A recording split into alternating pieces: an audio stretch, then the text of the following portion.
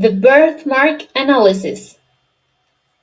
We are Leslie Gonzalez, Viviana Gomez, Yali Gomez, and Camila Pachon. First of all, we are going to talk about the birthmarks author. Nathaniel Hawthorne was born on July 4, 1804, in Salem, Massachusetts. He was an American novelist and short story writer. When Nathaniel was 4, his father died due to yellow fever. Because of this, he, his sisters, and his mother had to move with his affluent uncles, the Mannings. Nathaniel grew up in Salem and for extensive periods during his youth in Raymond, Maine.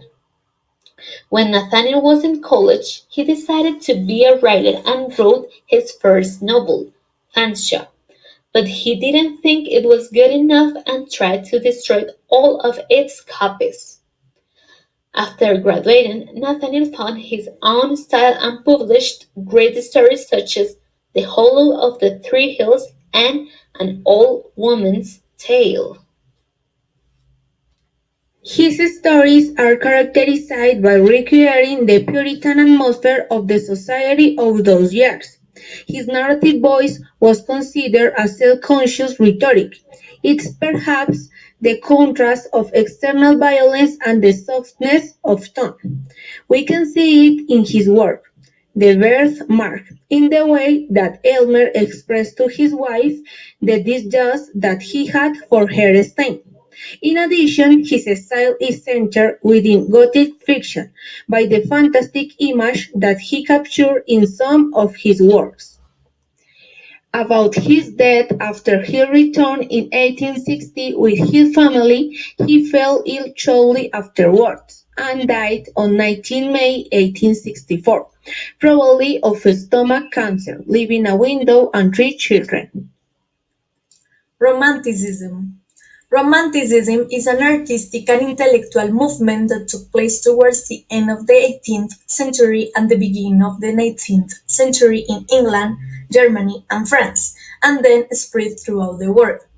The Romantic movement was characterized by the emotional sensitivity and subjectivity of its creations.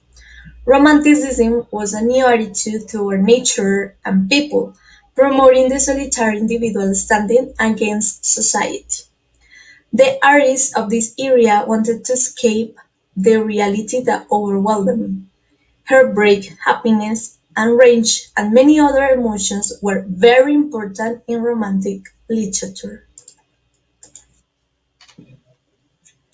The Industrial Revolution refers to a change from hand and home production to machine and factory.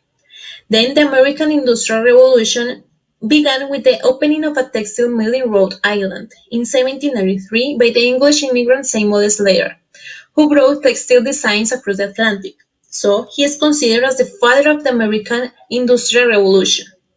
So, this industrialization involved some important developments. For example, the transportation was expanded, and also the electricity gained force. In our story, those advantages are relevant for this author. For example, he mentioned that the story was developed when the electricity was booming, and he also refers to one of the industrial machines, the furnace. First, elements of fiction. Point of view.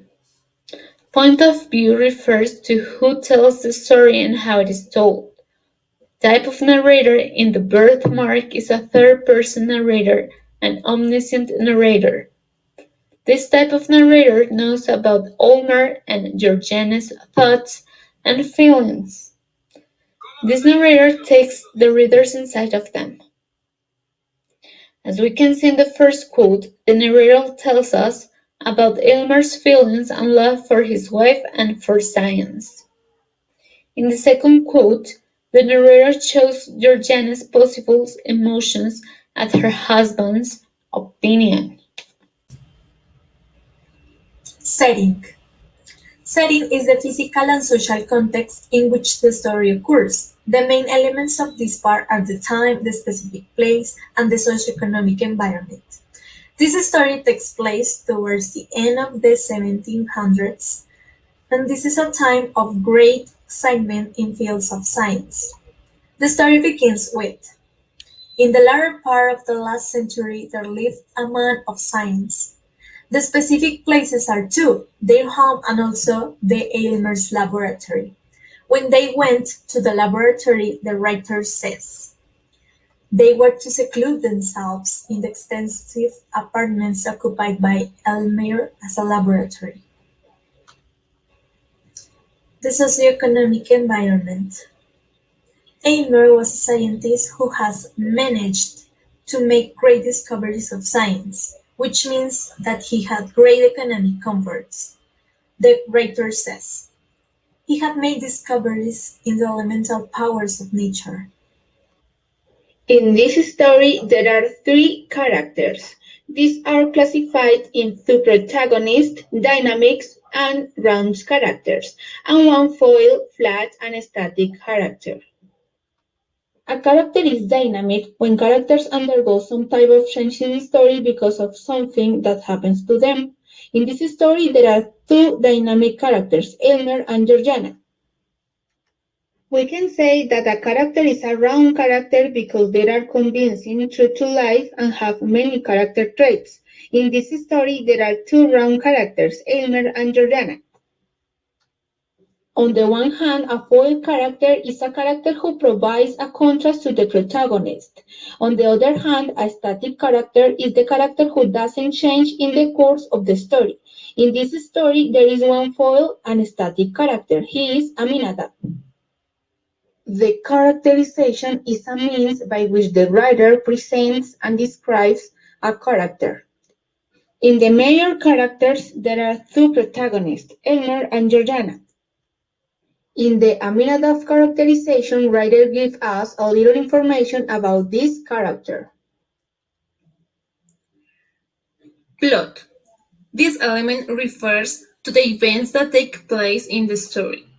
The first one is exposition. It gave us the initial details of the action.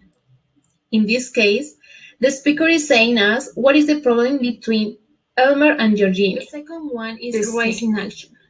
This talks us about the complications that lead to the great tension.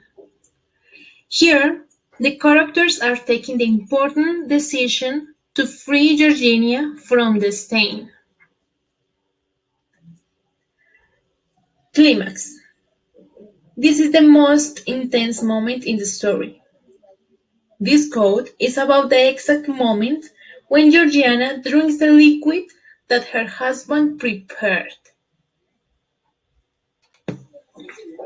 Falling action is when the action falls off.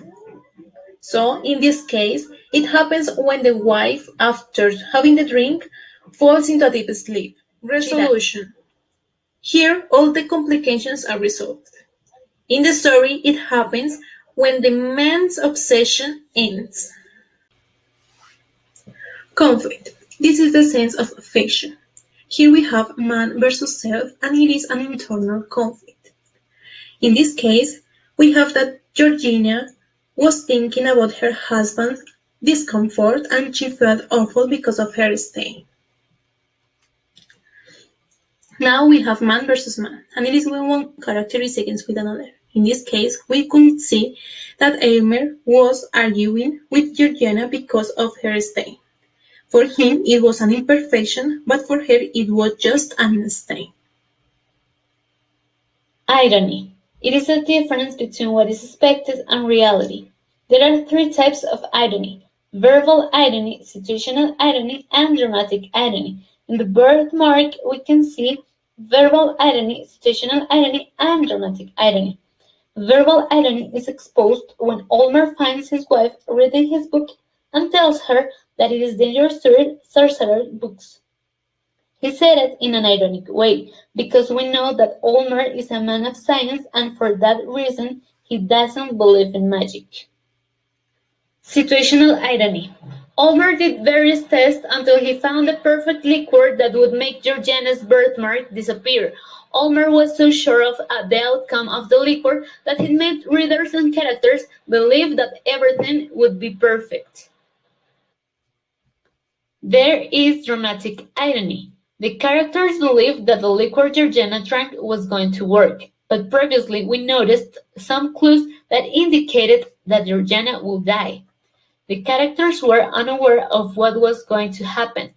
We, as a readers, did not. Theme. The theme is the main idea or underlying meaning of a literary work. We see the theme through the characters' thoughts and conversations between them. One of the themes that is touched in the birthmark is the search of perfection. Despite Georgiana's great beauty, Aylmer sees a defect in her, which is her birthmark. Aylmer considers that her birthmark is an imperfection and looks for a way to eliminate that birthmark so that Georgiana reaches perfection. Another theme is the submissive and obedient woman of the 19th century. Georgiana is the submissive and obedient woman of the 19th century who pleases her husband. Her love for her husband is so great that she accepts that her birthmark must be removed. Also, nature's superior to science is a theme. Ulmer, being a man of science, believes that science can achieve everything. But it is not like that, since nature is more powerful, and we see this with the tragic end of Georgiana. Symbolism. Anything that suggests a meaning beyond the obvious. A symbol can represent an idea, quality, or concept larger than itself. In the story, the birthmark symbolizes the concept of imperfection. There is another symbol. It is Georgiana. She represents the women's submission. Now we have a third symbol. It is Elmer's lamp, and that symbolizes creation. Foreshadowing. It refers to early clues about what will happen in the story. In this story there are many of these, but here we have two of the most important. First, the Aylmer string. The writer says, "He had fancied himself with his servant Aminadab, attempting an operation for the removal of the birthmark.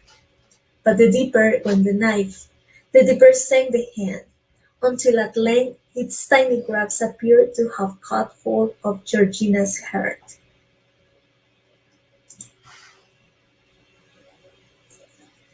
Also, here we have the flower.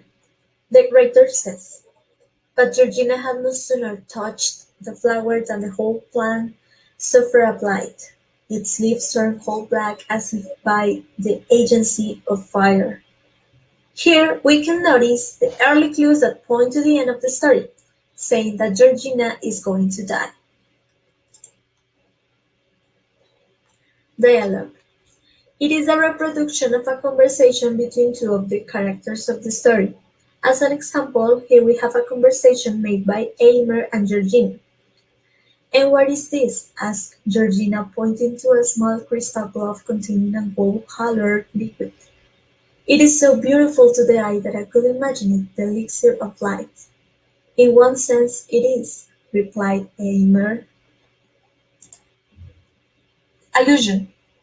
It is a reference to a person, place, or literary, historical, and artistic source or event.